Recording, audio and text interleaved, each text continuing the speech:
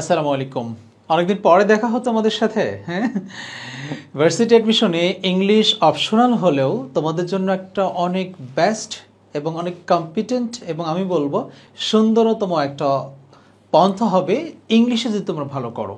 English ভালো করে ভার্সিটিতে চান্স পেয়েই যাবে, কার্জন হলের লাল বিল্ডিংয়ে ঘুরবে, কিন্তু এর পাশাপাশি আরেকটা জায়গায় তোমরা এক্সপার্ট হতে পারবে।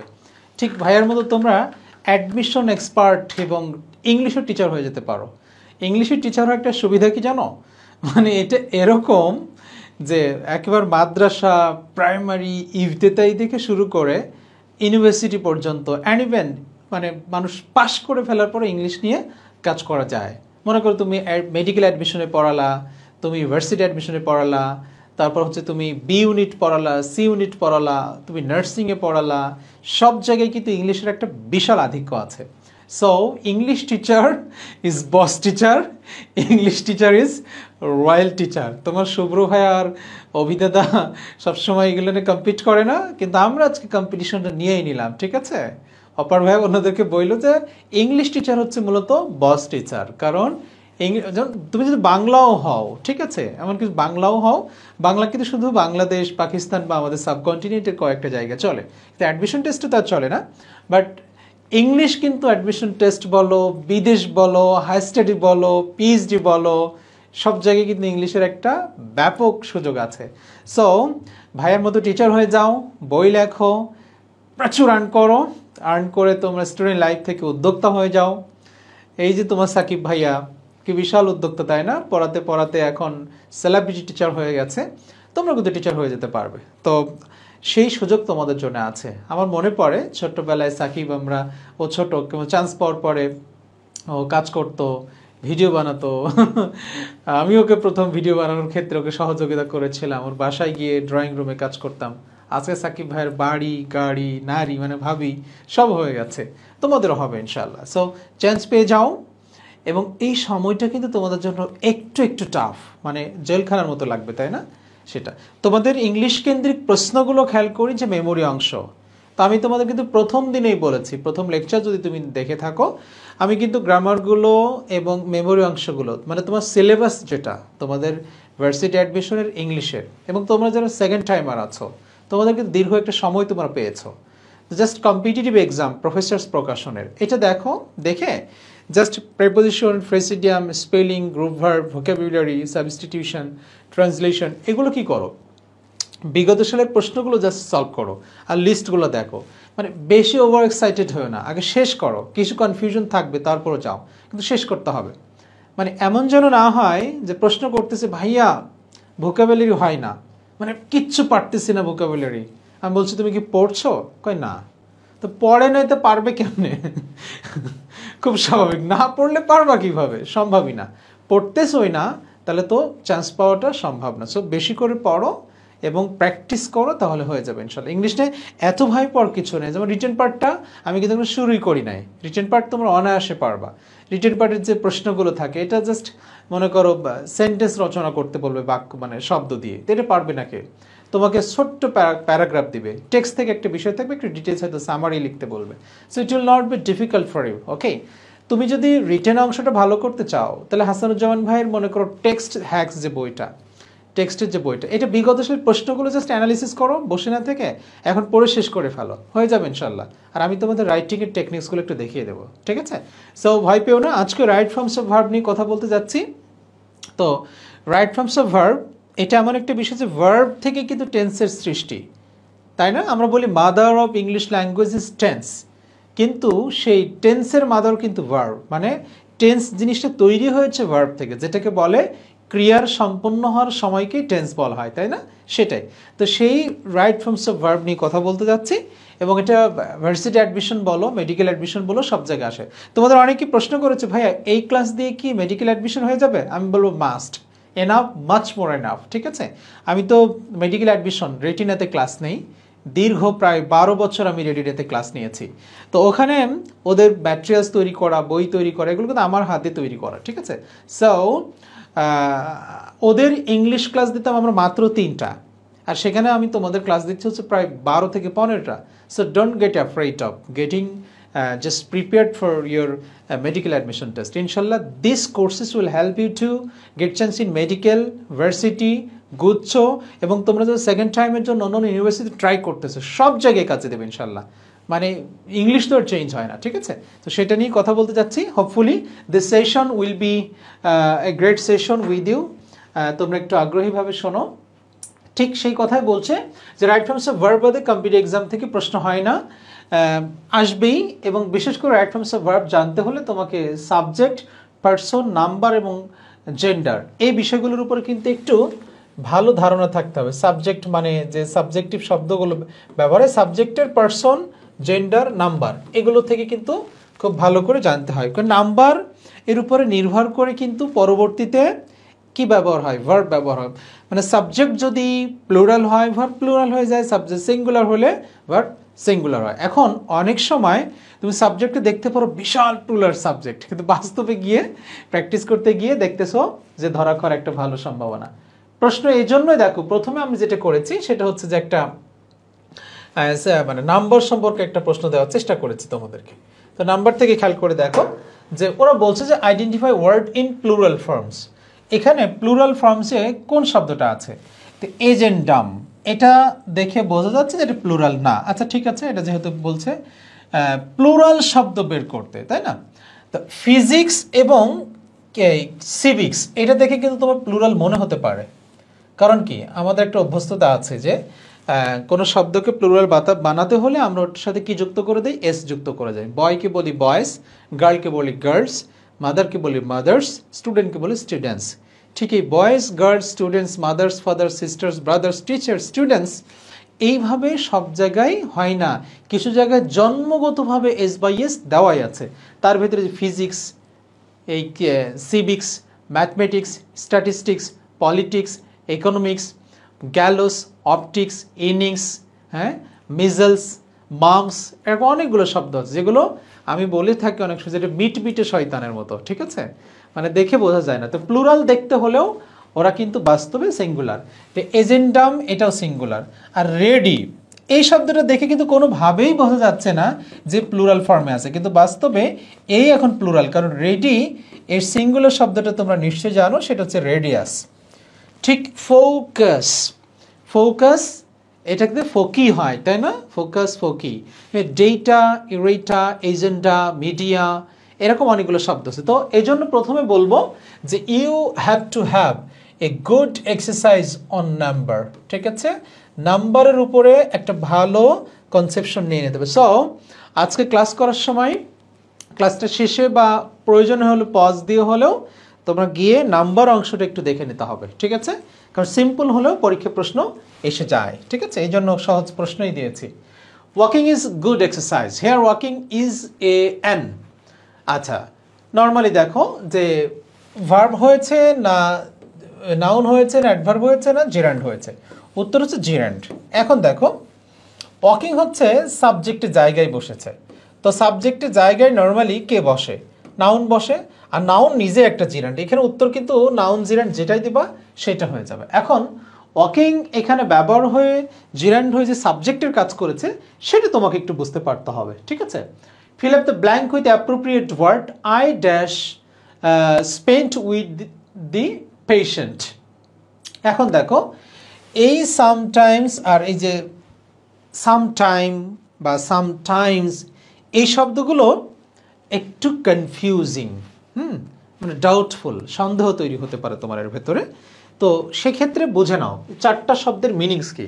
এই সামটাইমস মানে হচ্ছে মাঝে মাঝে, মাঝে মাঝে, যেটা আরেকটা ইংরেজি আছে, এটা বলা হচ্ছে now and then, now and then, sometimes.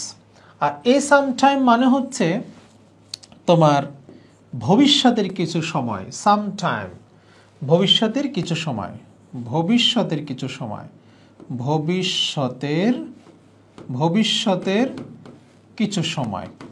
R sometime মানে হচ্ছে কিছু সময়, কিছু সময়, সামটাইম, যে তুমি আমাকে কিছু সময় দাও, please give me some time, তুমি আমাকে কিছু সময় দাও। এবার দেখো লিটল টাইমস, এখানে শব্দটা ভুল আছে, কারণ টাইম হচ্ছে একটা আনকাউন্টেবল নাউন। তা আনকাউন্টেবলের সাথে নর্মালি এস বাই এস হয় না, সেই কারণে এই থিওরি অনুসারে যেমন তুমি বলতে পারো না informations, I have many informations, হয় না। I have much information, I have many furnitures, এটা হয় না। আই হ্যাভ মাচ ফার্নিচার, ঠিক আছে। I have much work, I have many works, হয় না। তোমরা জানো ওই যে কাউন্টেবল নাউন এবং নন কাউন্টেবল নাউন, এটার পার্থক্যগুলো একটু দেখে নিও, ঠিক আছে। যে কাউন্টেবল এবং নন কাউন্টেবল নাউনের ক্ষেত্রে এস বেস হয় না। ওই যে মুখস্থ করা শব্দগুলো advice, anger, accommodation, bread, baggage, behaviour, courage, damage, furniture, corn, leisure, log, jewellery, poverty, news, literacy, traffic, এই শব্দগুলো হচ্ছে আনকাউন্টেবল। তা আনকাউন্টেবলের নিয়ম হচ্ছে এটাকে প্লুরাল করা যায় না, এটাকে সংখ্যা দিয়ে গোনা যায় না। ওয়ান ট্রাফিক, টু ওয়ার্কস, এটা গোনা যায় না। টু ফার্নিচার্স, এটা গোনা যায় না, ঠিক আছে। টু পিসেস অফ ফার্নিচার্স, এভাবে গুনতে হয়। সো এগুলো একটু দেখে নিও প্লিজ, ঠিক আছে। দেখলে তোমরা পারবে ইনশাল্লাহ। তো এখন দেখো, আই কাম হিয়ার সামটাইমস, আমি এখানে মাঝে মাঝে আসি। I gave him some time, আমি তাকে কিছু সময় দিয়েছিলাম। I am your some time teacher, মানে আমি তোমাদের এই এখন ভবিষ্যৎবাচক, তাই না, আমি তোমার কিছু সময়ের বা ভবিষ্যতের জন্য কিছু সময়ের টিচার। লিটিল টাইমস ভুল, আর সাম টাইম। তো এখন দেখো যে আই স্পেন্ট সাম বা I some time spent with the patient, এখানে উত্তর কিন্তু বিটাই সবচেয়ে পারফেক্ট হয়েছে, কারণ পেশেন্টের পাশে কিছু সময় দিয়েছিলাম।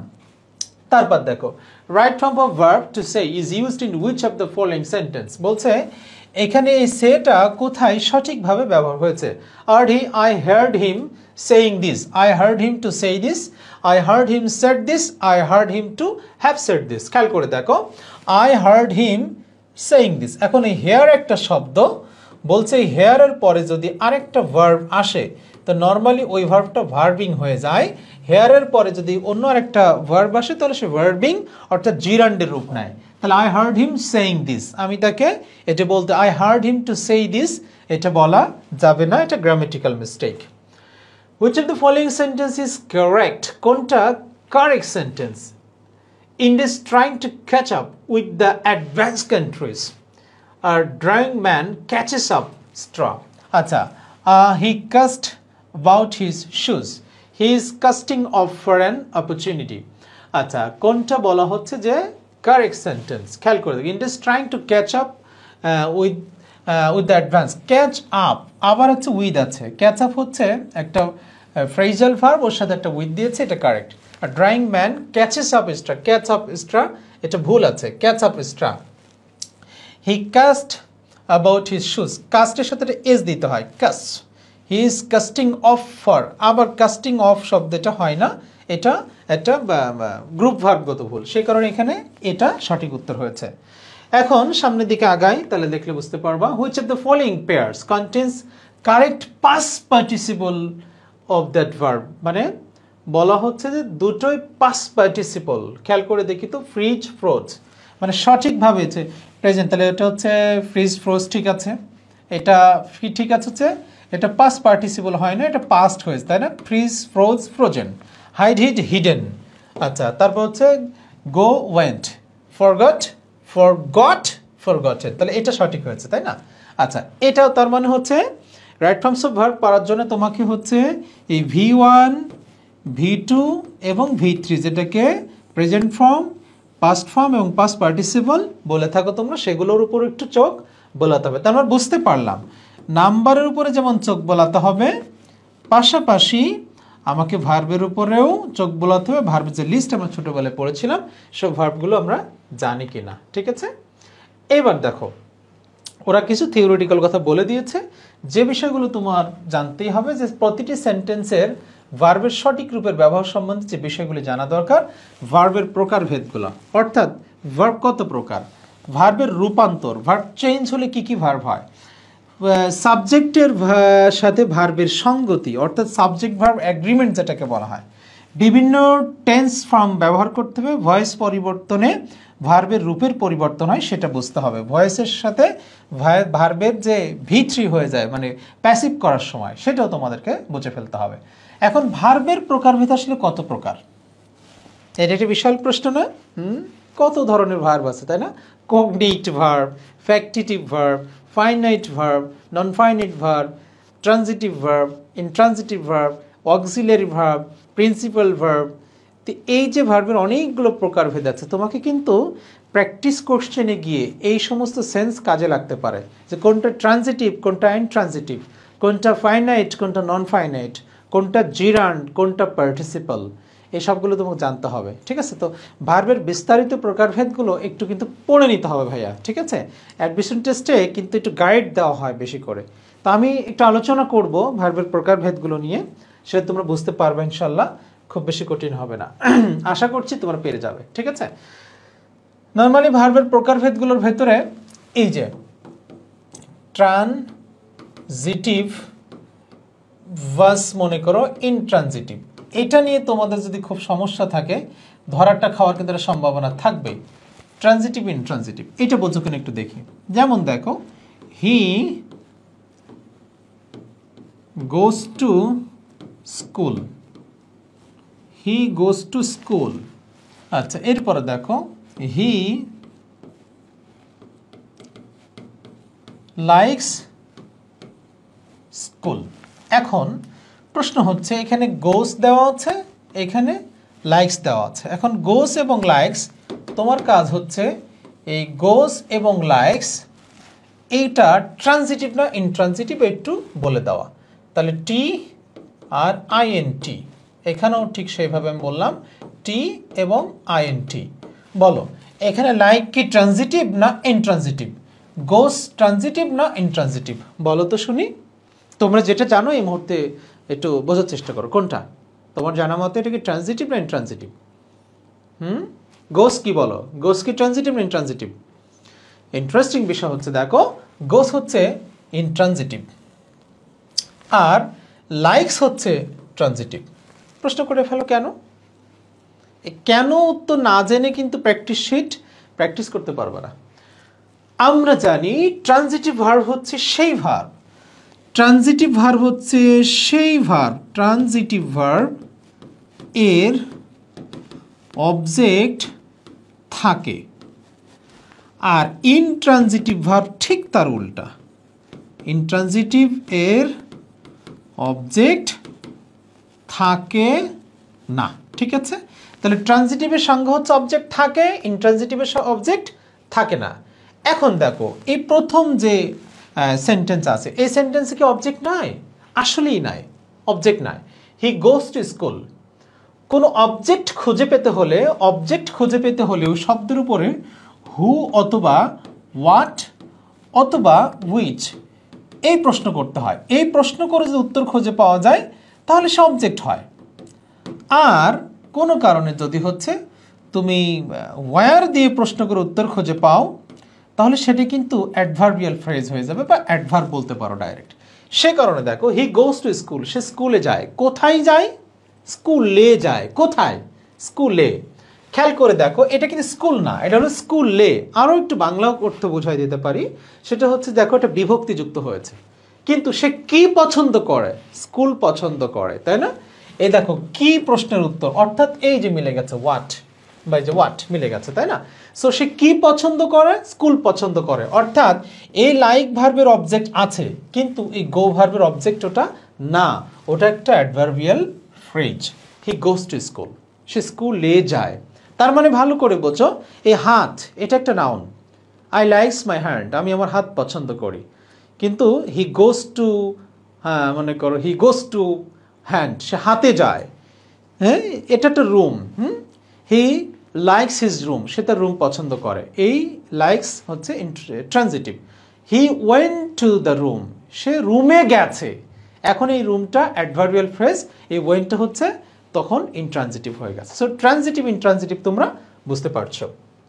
ঠিক এইভাবে যদি তোমরা ফাইনাইট এবং নন ফাইনাইটটা বুঝতে পারো, ফাইনাইট এবং নন ফাইনাইটটা যদি বুঝতে পারো, এগুলো জাস্ট ইউটিউবে এখন হাজার হাজার ভিডিও পাবা, খুব সহজে বুঝতে পারবা।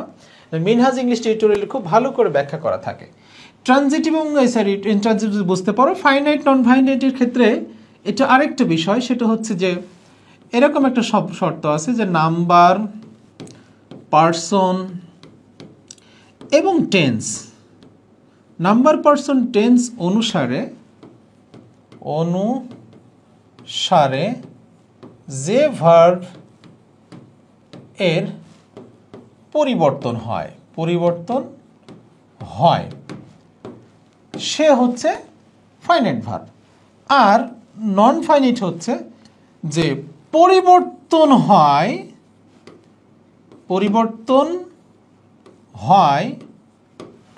অথবা হয় না, তবে সেখানে এই নাম্বার, পার্সন এবং টেন্স এর কোনো প্রভাব থাকে না,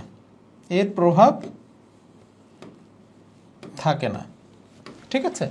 নাম্বার এবং পার্সনের প্রভাব সেই জায়গায় টোটালি থাকে না, এটা বুঝে নিও। আচ্ছা, উদাহরণ দিলেই তাহলে এখন বোঝা যাবে। যে উদাহরণগুলো একটু যদি বুঝতে পারো তাহলে উদাহরণের জায়গায় আমরা একটু দেখে ফেলি, যদি বুঝতে পারা যায়। খেয়াল করে দেখো, যেমন কমপ্লিটিং দ্য ক্লাস কমপ্লিট করে I will go to office. Class complete করে আমি অফিসে যাব। আচ্ছা, I want to play cricket. She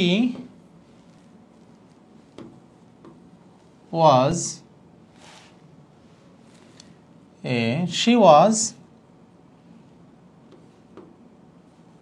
trying to reach. তোমরা দেখতে পাচ্ছ নিশ্চয়ই, she was trying to reach। আচ্ছা, এখানে খেয়াল করে দেখো, নিশ্চয়ই তোমরা বুঝতে পারবে, তোমরা পারো এটা। Completing the class I will go to office. এখন দেখো, এই যে এখানে গো, এ ফাইনাইট, যদিও পরিবর্তন নাই, কিন্তু ওর উপরে টেন্সের প্রভাব আছে, কারণ গো বসেছে এখানে উইলের পরে নর্মালি ফিউচার টেন্সের কারণে I will go to office. তো এ এখন পরিবর্তন না হওয়া সত্ত্বেও সে ফাইনাইট, কারণ টেন্স অনুসারে বসছে। বাট কমপ্লিটিং দ্য ক্লাস, এই কমপ্লিটিং কিন্তু আইএনজি যুক্ত হয়েছে এবং ভার্বের রূপেরও পরিবর্তন হয়েছে, কিন্তু দেখো কোনোভাবে নাম্বার, পার্সন এবং টেন্সের ওর উপর কোনো প্রভাবও নেয়নি, টোটাল নিজে হয়েছে। যে ক্লাস শেষ করে আই ওয়ান্ট টু বাই, ওয়ানটা হচ্ছে তোমার ফাইনাইট, কারণ এটা ওয়ানটা অন্টেরও বলতে পারতাম, অন্টিংও বলতে না বলে প্রেজেন্টে বলেছি টেন্সের প্রভাবের কারণে প্রেজেন্ট। বাট টু প্লে, এটা টু দিয়ে ইনফিনিটিভ করা আছে, তো non finite. She was trying, এটা এই যে ট্রাইং, এটা ফাইনাইট এবং এটা নন ফাইনাইট। তাহলে তোমরা এটা বুঝতে পারবে ইনশাল্লাহ। এখন যদি বলি যে উই ফাইট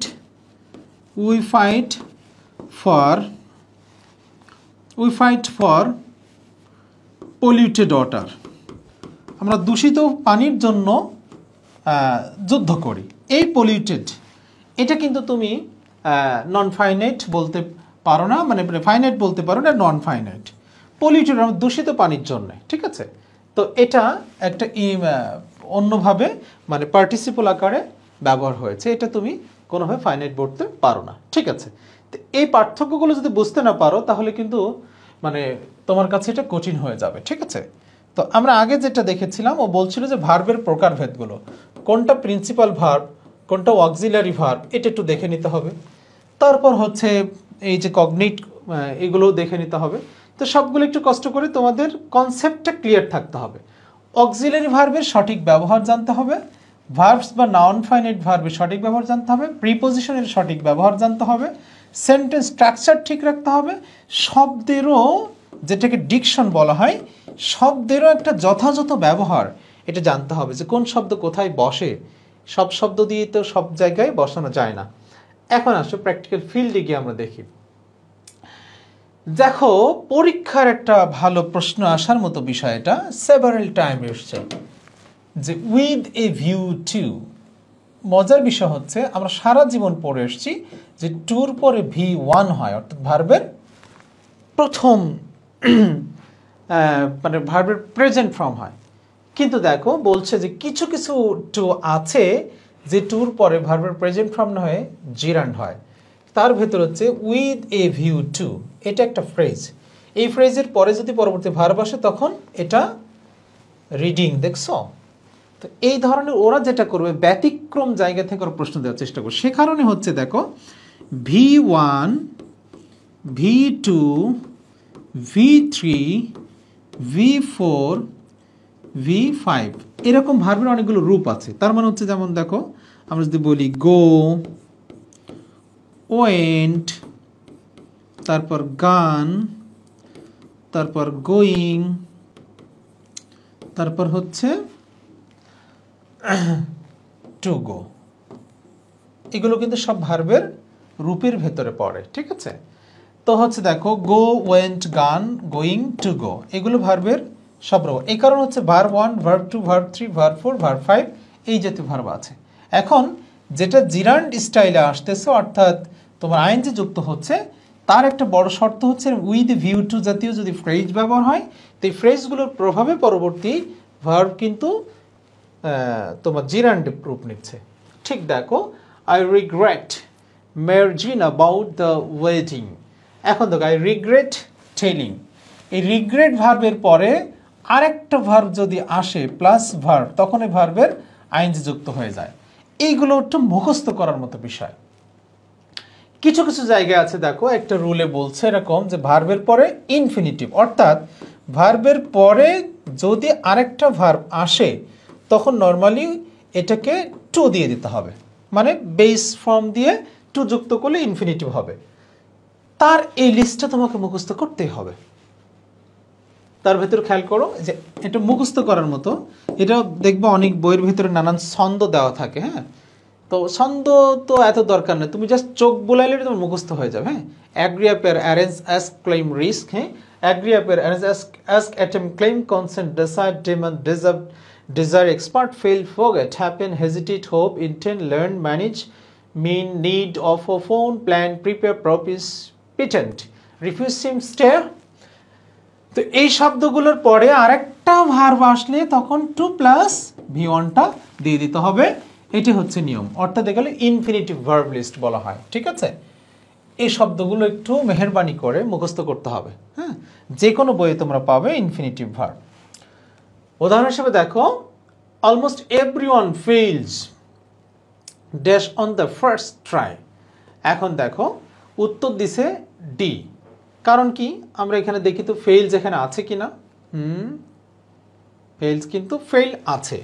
এখন ফেইল থাকা সত্ত্বেও এ নাকি ব্যতিক্রম, তার মানে তোমাকে শেখালো একরকম, পরীক্ষায় পড়লো আর একরকম। ফেইলের পরে তুমি টু প্লাস V1ও দিতে পারো, আবার জিরান্ডও দিতে পারো, অর্থাৎ দুটোই রাইট। তখন এই দুটো রাইটটাই জানতে হবে।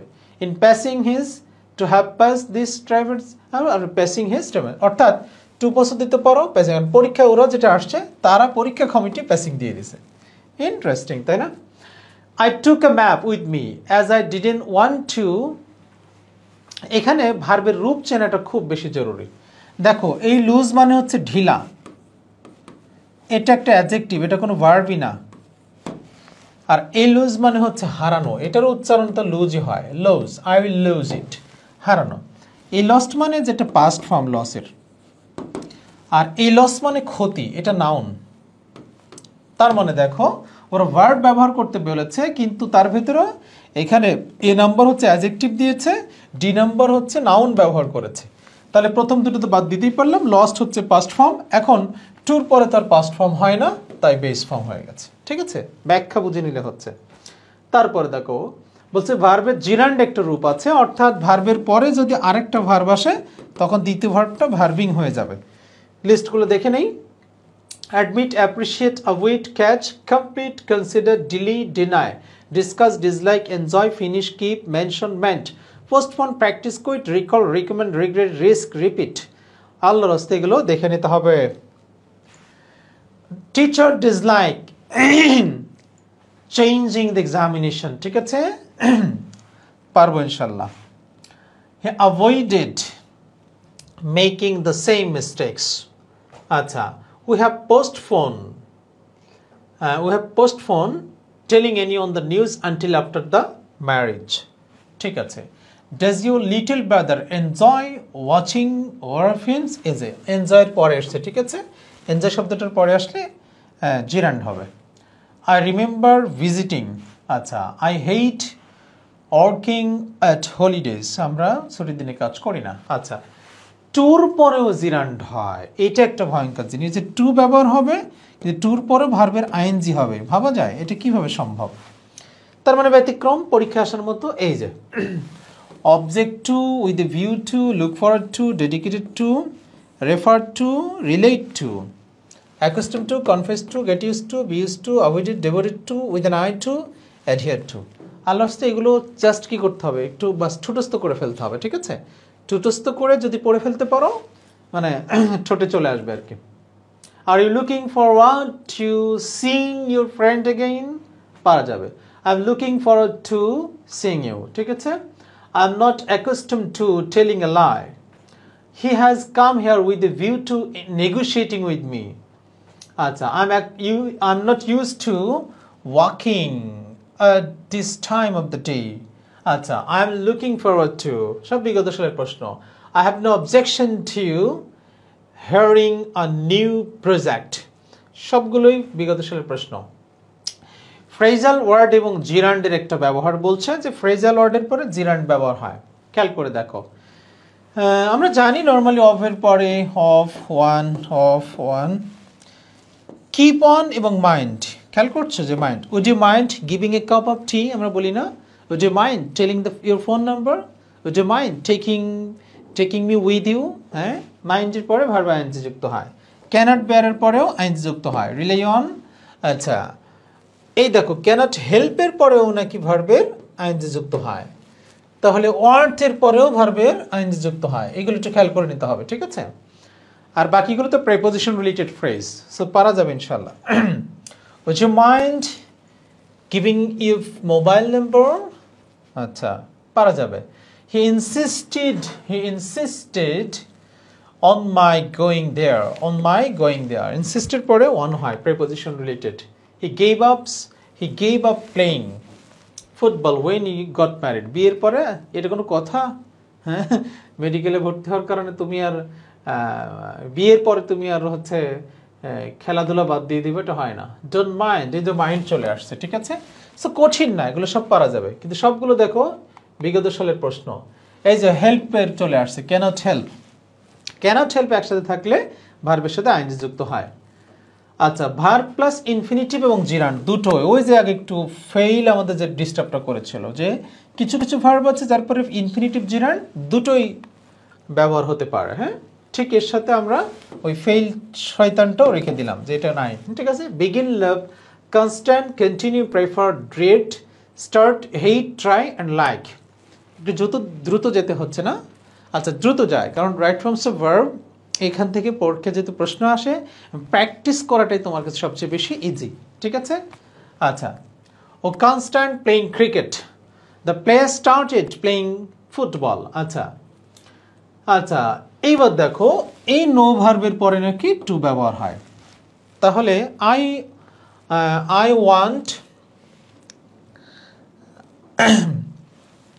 I know to write English, বলছে আমি ইংলিশ লিখতে জানি, তো এটা নাকি ভুল। এটা যদি তুমি লিখতে যাও নোর পরে তাহলে খাইনি আছে একটা, I know how to write English, কষ্ট করে একটা হাউ ব্যবহার করতে হবে, অর্থাৎ নোর পরে তুমি হাউ ব্যবহার করে তার পরবর্তী সেন্টেন্স বানাতে। Salman does not know to use machine properly, হবে না? Salman does not know how to use machine properly, ঠিক আছে? পারবো ইনশাল্লাহ, তাই না? নোর আরেকটা বিষয় আছে যে নোর পরে প্রেপোজিশন রিলেটেড টু ব্যবহার হয়, অ্যাডজেক্টিভের পরেও কিছু ইনফিনিটিভ হয়, অর্থাৎ এই অ্যাডজেক্টিভগুলো মুখস্থ করতে হবে, অর্থাৎ টু হবে। এটা তোমার প্রেপোজিশন একটা ভালো কাজে দিবে, ঠিক আছে? যদি প্রেপোজিশনগুলো তুমি ভালো করতে পারো, এই যে উপকারী টু, হ্যাঁ, able to, anxious to, accessible to, addicted to, adjacent to, aligned to, amenable to, boring to, beneficial to, careless to, অর্থাৎ টু রিলেটেড যে প্রেপোজিশন এগুলো সেইগুলো, ঠিক আছে? এগুলো একটু আল্লাহর হস্তে এটাও ভালো মতো মুখস্থ করে ফেলতে হবে, তাহলে তোমার কাছে ইজি হয়ে যাবে ইনশাআল্লাহ। He is able to catch the fan, হবে না? He is able to catch the fan. Mamun is prone behaving cordially, না, Mamun is prone to behave carefully. এই যে prone শব্দটা ব্যবহারের কারণে, ঠিক আছে? এই বলার কারণে টু হয়েছে। আচ্ছা, টাইম ফ্যান্সি উইশ, এটার একটা কি ব্যবহার খেয়াল করো, ইট is time, at this time এবং ফ্যান্সি উইশ, এগুলির পরে পাস্ট ইনডিফিনিট টেন্স হয়। এবার আসো এগুলো আবার একটু মুখস্থ করবে, অর্থাৎ এরপর একটা পাস্ট ইনডিফিনিট দিতে হবে, ঠিক আছে, পাস্ট ইনডিফিনিট দিতে হবে। দেখি, it is time, it is high time, fancy এবং উইশ। উদাহরণ দেখো, it is high time we made the people, ঠিক আছে, অর্থাৎ পাস্টে চলে গেছে এই ইট ইজ হাই টাইম থাকার কারণে। সো কঠিন মনে হচ্ছে না। I fancy I will be a millionaire. দেখো, I fancy I were a millionaire, এখানে তুমি আই উইল বি ফিউচার দিয়ে দিতে হবে না, এই ফ্যান্সি আছে, ফ্যান্সির কারণে আয়ের পরে তোমার কি হয়ে গেছে, পাস্ট ইনডিফিনিট হয়েছে। It is time he starts, মানে it is time he started. পারবো ইনশাল্লাহ। ডাবল ভার্ব ব্যবহার হলে কি হয়, তো ডাবল ভার্ব নিয়ম হচ্ছে আই স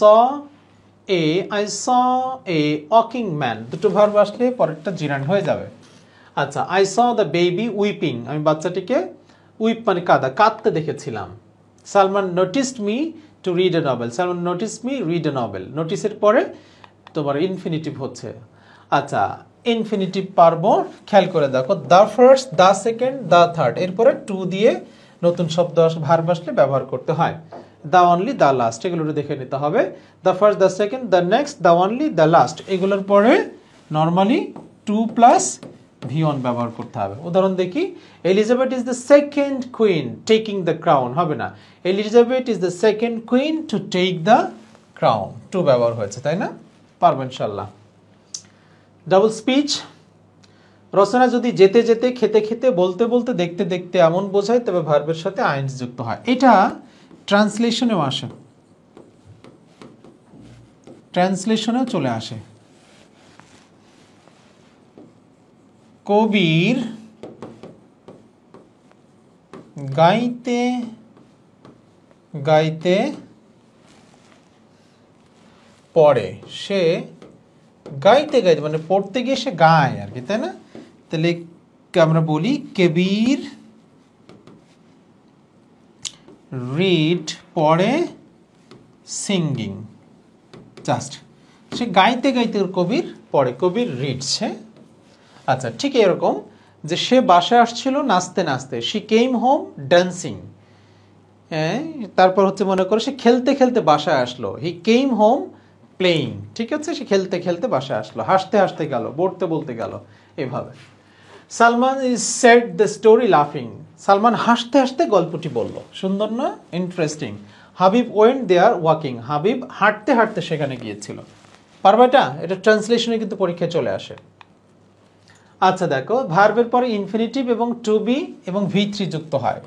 ভার্বের পরে কিছু কিছু ভার্ব আছে ইনফিনিটিভ হয়, টু বির পরে আবার V3 হয়, সেটা কেমন দেখি। তার যে লিস্ট আছে, ডিজার্ভ, রিকোয়ার, ওয়ান্ট এবং নিড। আচ্ছা, ঠিক আছে, I want repairing my car, I want to repair my car. The car required to repair, the car required to be repaired, the car required to be required. এখন খেয়াল করো, কার যেহেতু একটা passive শব্দ, মানে অবজেক্টিভ শব্দ, মানে নিজে কাজ করতে পারে না, সে কারণে ও প্যাসিভের রূপ নিয়েছে, ঠিক আছে। The labour deserves getting, the laser deserves to get, এটা লেবার হচ্ছে মানে শ্রমিক, এরা হচ্ছে ব্যক্তি, ঠিক আছে। The future symbol in the past, the next day, the next month, the following day, এগুলো ফিউচারকে নির্দেশ করে। দেখি কেমন। Sagar said that he will go, he will, দেখো এটা ন্যারেশনের নিয়ম অনুসারে রিপোর্টিং ভার্ব যেহেতু পাস্ট ইনডিফিনিট, তাহলে এই পাশে নর্মালি ফিউচার পাস্ট কন্ডিশনাল হয়ে যাবে, অর্থাৎ এই উইল তো ভুল, উড হয়ে যাবে। রিফার্ড প্রমিসড, তার মানে এখানে উইল হবে না, উড হবে, ঠিক আছে। সবগুলোই সহজ আলহামদুলিল্লাহ।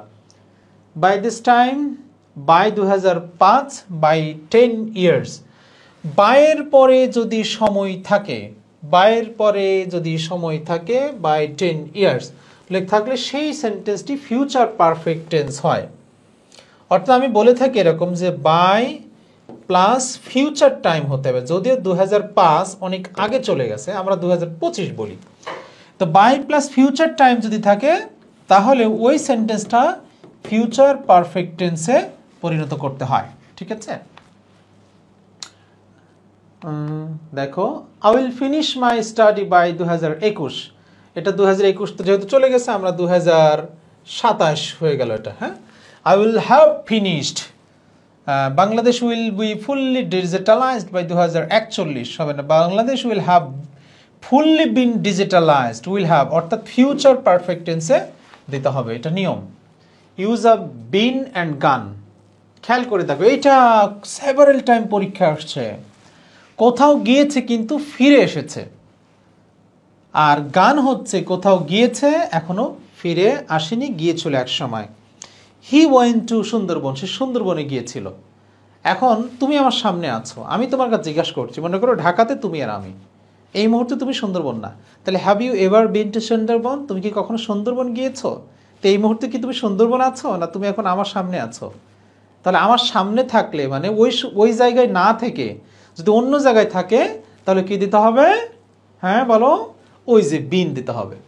আর যদি এই মুহূর্তে ওই জায়গায় থাকে, তাহলে সেখানে গান দিতে হবে। যে হি ওয়েন্ট টু চিটং, সে চিটং গিয়েছে। হি ওয়েন্ট টু মালয়েশিয়া, সে মালয়েশিয়ায় গিয়েছে। এখন তুমি বসে, সে কি কখনো মালয়েশিয়ায় গেছে? তার মানে পাশে যে বসা, তোমার বাংলাদেশে আছে এখন সে, ঠিক আছে? Has he ever been to Malaysia, সে কি কখনো মালয়েশিয়ায় গেছে? ঠিক আছে, বুঝতে পারছো? অর্থাৎ যে জায়গায় চলে গেছে সে এখন ওই জায়গায় আছে, তাহলে ওয়েন্ট বা গান, আর হচ্ছে গান, আর সে ওই জায়গায় নাই, তোমার সামনে আছে ভিন্ন জায়গায়, তখন সেখানে বিন দিতে হবে। ঠিক আছে, পারবো ইনশাল্লাহ। হ্যাঁ, hi Salman, have you ever been to Sundarbans? আচ্ছা, it is no time, it is no use, it is worth and gerund. It is no, এরপরে কি বলতেছে? জেরান্ট ভার্ব হচ্ছে it is no good to get, it is no good getting, it is worth taking, it is no use depending, অর্থাৎ এগুলো সব পরে gerund ব্যবহার হচ্ছে, তাই না? আচ্ছা, আমরা একটু পূর্বে এই যে একটা জায়গা দেখে আসলাম, হ্যাঁ দেখলাম কেমন যে ভার্ব ব্যবহার হচ্ছে, তাই তো? মানে টেন্সের একটা নিয়ম বেচারারা ব্যবহার করতেছে। ভালো, আমরা টেন্সের রাইট ফর্মস অফ ভার্ব তো বুঝি, সমস্যা হবে না। লাইকলির পরে বলছে নর্মালি ইনফিনিটিভ ব্যবহার করতে হবে। ঠিক আছে, উদাহরণ দেখি। It is likely raining today, আজকে সম্ভবত বৃষ্টি হবে। It is likely to rain today, ঠিক খেয়াল করছো? It is likely to rain today, আজকে বৃষ্টি হতে পারে। ফিউচার সিম্বল কোথায় খেয়াল করে দেখি? প্রেজেন্টলি, শর্টলি এবং সুন, এটা নাকি ফিউচারের সিম্বল ভাবা যায়। প্রেজেন্টলি, শর্টলি এবং সুন এগুলো ফিউচার নির্দেশ করতে পারে অনেক জায়গায়। ঠিক আছে, Salman is studying presently, Salman will study presently. খেয়াল করছো যে প্রেজেন্টলি এটা নাকি প্রেজেন্টের না, প্রেজেন্টলি মানে এই সামনে, এই মানে প্রেজেন্টলি মানে সামনের দিকে সে পড়তে যাইবে। ঠিক আছে, শর্টলি, সুন। ইনফিনিটিভ এবং যার পরে হচ্ছে জিরান্ড ভার্ব হয়। আচ্ছা, see, notice, behold, watch, deserve এবং হিয়ার। খেয়াল করে দেখি। আই স হিম প্লেয়িং অথবা to player, I observe the old man pulling অথবা টু পুল। আচ্ছা, কজেটিভ ভার্ব এইটা পরীক্ষায় আসার জন্য খুবই খুবই খুবই গুরুত্বপূর্ণ, পরীক্ষা এসছে। এইটা একটু উদাহরণ দেখাই দিই। তোমরা নিশ্চয় জানো যে কজেটিভ ভার্বের বাংলা অর্থ কি? কজেটিভ, কজেটিভ এর মানে হচ্ছে প্রযোজক ক্রিয়া, প্রযোজক, যোজক ক্রিয়া। পজিটিভ মানে হচ্ছে প্রযোজক ক্রিয়া, তার মানে হচ্ছে এরকম যে নিজে কাজ না করে অন্যদেরকে দিয়ে করানো। যেমন আমরা বলি ইট, আমরা খাই, কিন্তু আমরা সবসময় তো খাই না, আবার খাওয়াই, তাই না? তখন হয়ে যায় ফিড। আমরা লার্ন, কোনো কিছু শিখি, আবার অন্যদেরকে শেখায়, তখন হয়ে যায় টিচ, তাই না? আমরা অনেক কিছু জানি, আবার অনেক কিছু জানাই, তখন এই নো হয়ে যায় ইনফর্ম। তো কত বড় একটা শয়তান শব্দ এই ওয়াক, মানে হাঁটি, ওয়াক মানেই নাকি হাঁটানো। তাহলে আমি হাঁটি, আই ওয়াক, আর আমি তোমাকে হাঁটাই, আই ওয়াক ইউ, আমি তোমাকে হাঁটাই। ঠিক আছে, তাহলে ইংলিশটা সুন্দর না? তো এরকম অনেক শব্দ আছে যে ইট, লার্ন, নো, এগুলোর হচ্ছে প্রযোজক ক্রিয়া আছে, কিন্তু মেজরিটি শব্দর প্রযোজক ক্রিয়া নাই। তো যখন প্রযোজক ক্রিয়া থাকে না, তখন নর্মাল নিয়ম অনুসারে তাদের একটা স্ট্রাকচারগত পরিবর্তন করতে হয়। যেমন আমি আমার চুল কাটাবো, I will have my hair cut আমরা বলি নর্মালি, তাই না? এটা নিয়ম কিভাবে একটু খেয়াল করে দেখো, যে যখন নর্মাল নিয়মে হবে না তখন সাধারণ এই নিয়মগুলো আমাদেরকে একটু প্র্যাকটিস করতে হবে। সেটা হচ্ছে এরকম, 1 নম্বর নিয়ম অনুসারে যে গেট, এই গেটের পরে যদি ব্যক্তি আসে তাহলে 2 প্লাস V1, কিন্তু গেটের পরে যদি বস্তু আসে তাহলে V3 হবে direct.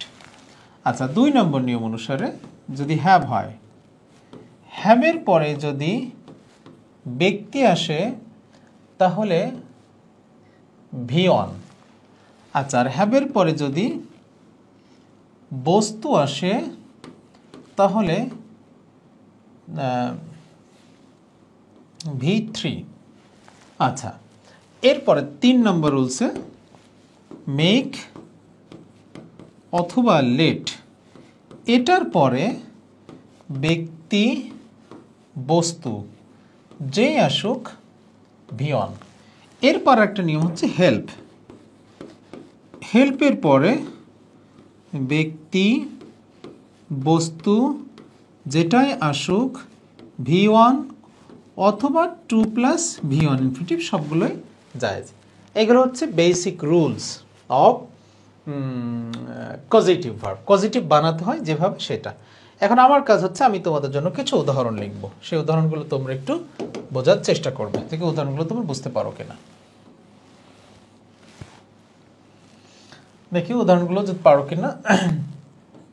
I will get my car wash, I will get my car wash, 1 নম্বর। 2 নম্বর, she will make me write, she will make me write letter, সে আমাকে লেটার লেখাবে। ঠিক আছে, দেখতে পাচ্ছ? আচ্ছা, দেখতে পাচ্ছ। তারপর the proposal